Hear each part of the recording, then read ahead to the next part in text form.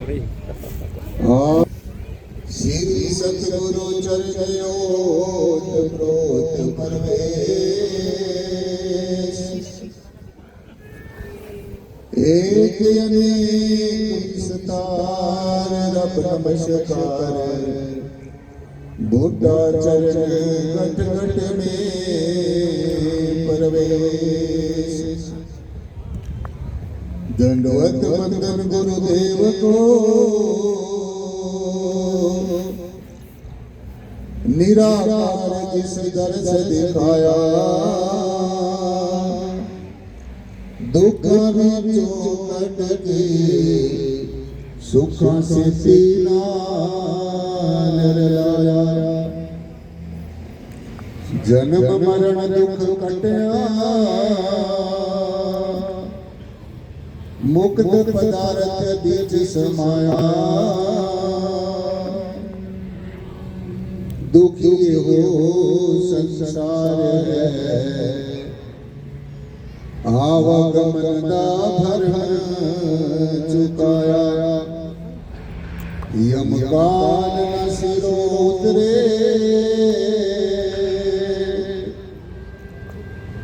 मनमुख कौड़ी जन्म गवाया शरण पड़े टूटा सिद्धि सत्य शब्द दे कराया प्रेम भगत गुरु पूज के निराकार का ज्ञान गिरणाया जिहा बीजा महताब देहा फल पाया धन धन प्रियतम गुरु मेहता बार बार करो वंदना नमस्कार हर बार आप नयाते जगत में जल मरता संसार जग कारण को आ गए मेरे पूर्ण गुरु मेहता जग तारण को आ गए मेरे पूर्ण गुरु मेहता जग कारण को आ गए मेरे पूर्ण गुरु मेहता जग तारण को आ गए मेरे पूर्ण सतगुरु स्वामी ज्ञाननाथ महाराज सतगुरु लक्ष्मण साहिब के धर्म चरण में शीश कृपा करना सतगुरु जी दे कर दे आशीष कृपा करना सतगुरु जी दे करके आशीष सतगुरु स्वामी ज्ञाननाथ जी पार ब्रह्म निराकार दया दासी पर कीजिए मेरा नमन करो स्वीकार दया दासी पर कीजिए मेरा नमन करो स्वीकार छाड़ के करे की आस तेरे दोस्त जाएंगे सतबास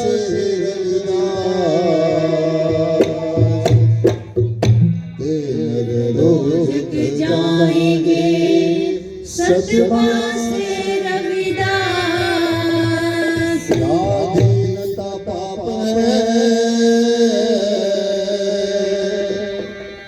जान लो रे स्वाधीन को कौन करे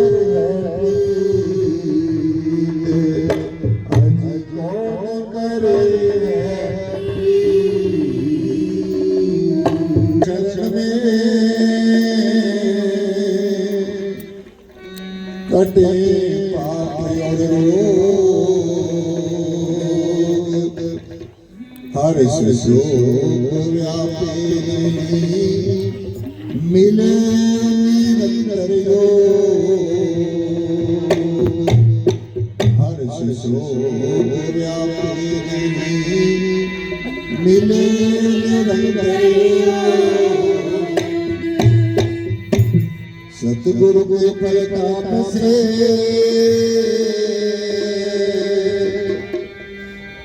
होता तमरूर काम क्रोध मद लोभ मोह सब चक्राचूर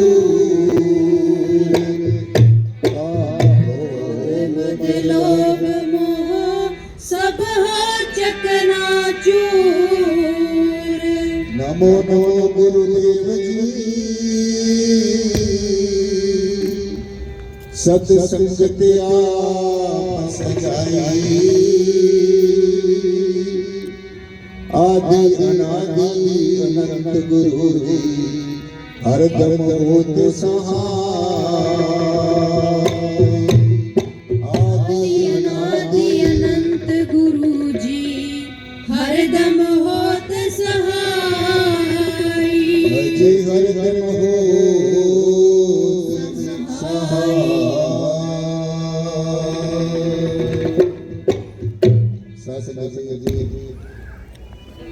आज आप सबको पता है ये हमारे परम पूजनीय श्रीमती मालू देवी जी और हमारे रिश्ते में हमारे मासी जी भी लगे थे। तो वो संसार की जो पंचभौतिक यात्रा है जो परमेश्वर ने उसको श्वासों की जो पूंजी दी थी उस पूंजी को पूरी करके परमेश्वर परम सर्वाधार विश्वाधार परम तत्व अपने चरणों में जा विराजे हैं।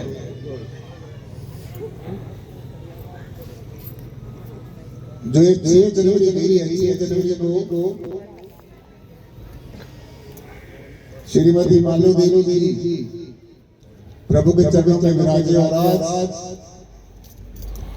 हम सब रिश्ते नाते सगे संबंधी उनको अपने पुष्पांजलि और श्रद्धांजलि देने के लिए आज यहाँ पर शरीक हुए आए हैं और इतना जनसमूह देखकर इतनी गैदरिंग देखकर इतने आप सब रिश्ते नाते यहाँ पर आए उसको देख कर ये लगता है कि उनका कितना अच्छा सलूक था कितना अच्छा उनका प्यार था आपस में। सवाल एक बड़ी महत्वपूर्ण बात के ऊपर चर्चा करेंगे। आपने तवज्जो के साथ सुनना है। गाना बजाना तो आप चैनलों पे सुनते रहते हैं। आज जो जीवन की सबसे महत्वपूर्ण बात है और जो सबके साथ होना है आज उसके ऊपर चर्चा करेंगे और सबने ऐसी शांति से बैठे रहना है। परम श्रद्धे संत शिरोमणि श्री गुरु रविदास जी महाराज की जो पावन वाणी है उसके ऊपर आप चर्चा करेंगे। गुरु जी हम सबके मानवता के मसीहा है समूची मानवता को गुरु जी ने एक साझा संदेश दिया है और जो पावन से हम सबों को चिताया है संगत जी कि मनुष्य का जन्म ये हीरा का जन्म ये बहुत बेशकीमती जो परमेश्वर का उपहार मिला है। ये जो परमेश्वर ने हमें सौगात दी है बनाया है सो इसका जो उद्देश्य है इसका जो लक्ष्य है हम संसार में क्यों आए हैं किस उद्देश्य के लिए आए हैं संसार में आने का हमारा क्या प्रयोजन है हम यहाँ पर आके क्या कर रहे हैं और हमने क्या करने के लिए परमेश्वर ने भेजा था। सो आज इस बात को बड़ी तवज्जो के साथ एकाग्रता और समग्रता के साथ सुनना है। जितनी मानवीय शक्ति बैठी है वो बातें जाके जरा अपने घर कर लेना। आज आप इतनी दूर से आई है, सो आज पूरी जो बात है उस पे जाना है। सो आज इसी बात के ऊपर चर्चा करेंगे।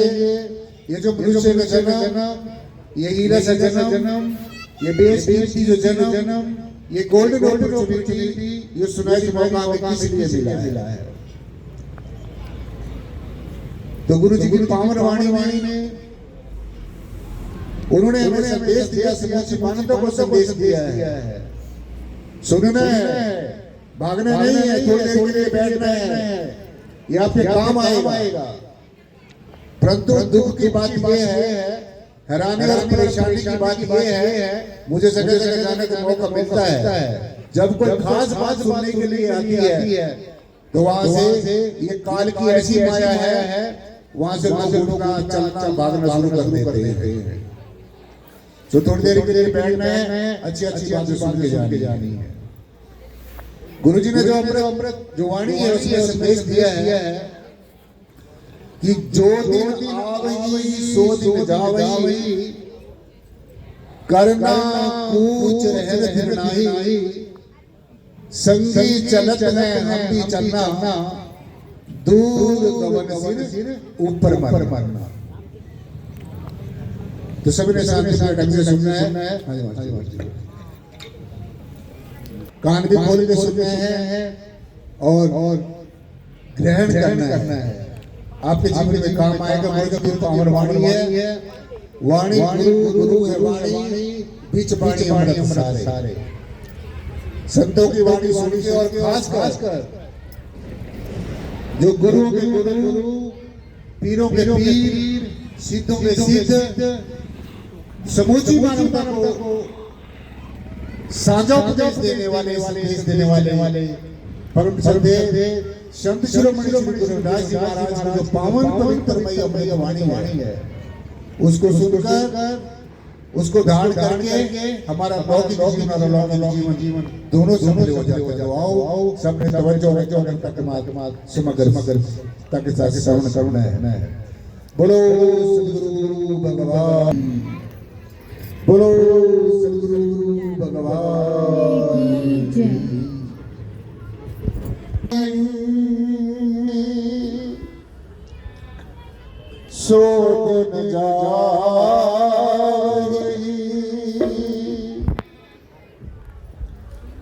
करना कूच रहन थिरना। इसका सीधा है, ध्यान से सुनना है। जैसे सूर्य उदय होता है, अस्त हो जाता है, वैसे सूर्य कभी अस्त नहीं होता। अब जैसे भारत में सूर्य चमक रहा है तो दूसरे देशों में रात हो रही है, फिर यहाँ पर रात हो जाएगी और उधर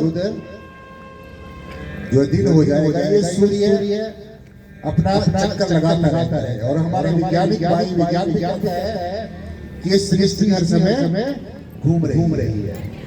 तो अगर सृष्टि घूम रही है तो हम लोग भी घूम रहे हैं, और अगर हम घूम रहे हैं तो हमारे कर्मों की जो रेखा है वो भी घूम रही है। आज जो वर्तमान है वो आने वाले समय में अतीत हो जाएगा और अगले क्षण में भविष्य हो जाएगा। इसलिए जैसे सूर्य उदय होता है, अस्त होता है, दिन के साथ रात होती है और रात के साथ दिन होता है, तो ठीक इसी प्रकार से सतसंग जी जो संसार में आया है उसने इस दिन परमेश्वर के चरणों में जरूर विराजा है। सबके साथ होना है। हमारे देखते देखते हमारे सारे संबंधी जिनके साथ हम अपना जीवन बिताते थे, जिनको अभी कहते थे रविंद्र से पल भी दूर नहीं हो सकते, एक क्षण पर भी दूर होना नहीं चाहते, लेकिन जब परमेश्वर का बुलावा आता है, जब श्वासों की पूरी पूरी हो जाती है, जब आएगा बुलावा हरि का तो छोड़कर सब कुछ जाना पड़ेगा। ये सृष्टि का नियम है, ये परमेश्वर का सिद्धांत है। सो जो आया उसने जाना है, लेकिन जाना कहाँ है? ये आज आपके समय से जाना है। हाँ जी, हाँ जी। जो दिल में आए सो दिन जाए, करना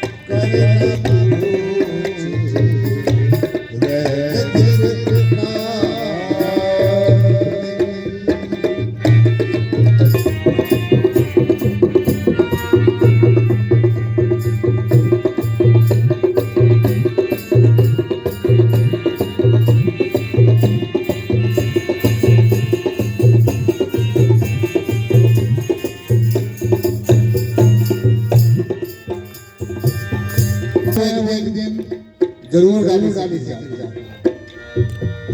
ठीक इसी प्रकार से जो जीवन लीला है, कुछ दिन जीव यहाँ पर आता है, ये पंच भौतिक शरीर धारण करता है, ध्यान से सुनना है। और ये पंच भौतिक शरीर जो आपको मिला है संगत जी, ये 10, 20, 100, 50 वर्षों के बाद में नहीं मिला है, ये पूरे 84 लाख जन्मों के बाद हीरा सा जन्मता है। इसलिए इससे पहले कि वो हमारे ऊपर वो समय आए, जैसे हमारे मासी जी श्रीमती मालो देवी जी हम सबको छोड़कर परमेश्वर के चरणों में विराजे हैं, ऐसे ही सबके ऊपर आना है, हम सबके ऊपर आना है, कभी भी आ सकता है। परमेश्वर ने, परमात्मा ने सारे अधिकार इंसान को दे दिए हैं, आपको सारे अधिकार दे दिए हैं, लेकिन एक जो अधिकार है, जो जन्म का और मरण का, सांस लेने का, सांस लेने का, प्राण देने का और प्राण लेने का जो अधिकार है, वो परमेश्वर ने अपने पास सुरक्षित रखा हुआ है। अगर ये अधिकार भी जीव को दे देता तो ये जीव फिर अपने आप में और ज्यादा उभर जाता। इसलिए ये जो अधिकार परमेश्वर ने अपने आप दिया है, और अपनी मर्जी के अनुसार जब भी चाहे तब वो इन प्राणों को ले सकता है जो प्राण उसने दिए, और वो जो कीमती जो पूंजी है, गिने चुने जो श्वास हैं, जैसे ये पूरे हो जाएंगे, पूंजी पूरी हो जाएगी, तो सबको बाय बाय करना होगा, सबको जाना होगा। किसी की कोई दलील नहीं चलेगी, किसी का कोई ज्ञान नहीं चलेगा, कोई भक्ति शक्ति कुछ नहीं चलेगी। जब तक ये शरीर है, जब तक ये परमेश्वर का दिया गया जो ये पंच भौतिक शरीर है, परमेश्वर इसके अंदर ही रहता है, तो तब तक हमने खोज करनी है परमात्मा क्या है, कैसा है, कैसे मिला जाता है। तो सबसे पहले जीवात्मा को एक तत्व का शरीर मिलता है, ध्यान से सुनना है। फिर ये जीव परमेश्वर को जान नहीं सकते, इसको ज्ञान नहीं होता, वो देख नहीं होता, फिर इस जीवात्मा को कहता है जाओ, तुझे एक मौका और मिलता है। फिर जीवात्मा दो तत्व के शरीर में जाती है, फिर भी इसके पंख नहीं करते हैं, क्योंकि इसको ज्ञान नहीं होता, विवेक नहीं होता। ये अच्छाई और बुराई को समझ नहीं सकती। उसके बाद में 3 तत्व का शरीर इसको मिलता है, फिर भी अपने आप को समझ नहीं सकती। फिर इतना त्याग और कृपालु है परमेश्वर परमात्मा, निर्गुण निराकार सर्वाधार विश्वाधार तत्व। फिर 4 तत्व का शरीर देता है, फिर भी ये अपने आप को समझ नहीं सकती जीवात्मा। फिर इसको मर्जी चांस मिलता है, इसको फिर दया करके परमेश्वर ये मनुष्य बना देता है, अपने जैसा बना देता है। और फिर इसको कहता है अब तूने 84 लाख जन्मों में जितने भी कर्म कमाए हैं, एक तत्व के शरीर में कर्म कमाए, 2 तत्व के शरीर में कर्म कमाए, 3 तत्व के शरीर में कर्म कमाए, 4 तत्व के शरीर में कर्म कमाए, ये जीवात्मा अब मैं तुझे एक और मौका देता हूँ। फिर ये मनुष्य का शरीर मिल जाता है, ये नर नारायण देह मिल जाती है, और इस नर की देह के अंदर ही नारायण वास करता है, परमेश्वर वास करता है, सभी कारणों को महाकारण वास करता है, आत्मतत्व वास करता है। और सुनो ध्यान से, जिसको भी आज जब से भी सृष्टि की संरचना हुई, जिसको भी आज तक परमेश्वर मिला, जितने भी दर्शन दीदार किया, उसने सिर्फ मनुष्य के शरीर में किया, क्योंकि हम सब परमेश्वर की ज्येष्ठ संतान है, श्रेष्ठ संतान है। हम परमेश्वर के ज्येष्ठ पुत्र हैं, ज्येष्ठ पुत्रियां हैं, ज्येष्ठ बेटे बेटियां हैं।